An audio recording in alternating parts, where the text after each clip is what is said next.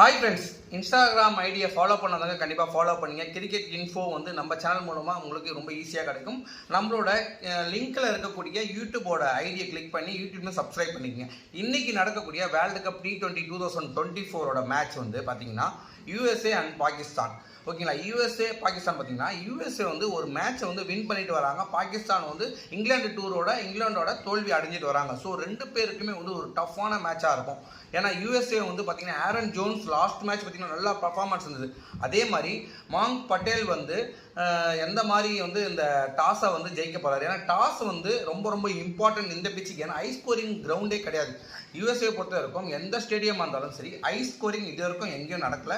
So Babar Azam toss winning பண்ணிட்டு USAக்கு batting கொடுத்தாலும் சரி, இல்லை USA டாஸ் வின் பண்ணிட்டு பாகிஸ்தானுக்கு பேட்டிங் கொடுத்தாலும் சரி, சாதகமாக இருக்க போகிறது பார்த்தீங்கன்னா USAக்கு தான். ஏன்னா USA வந்து பார்த்தீங்கன்னா ஓன் பிச்சு.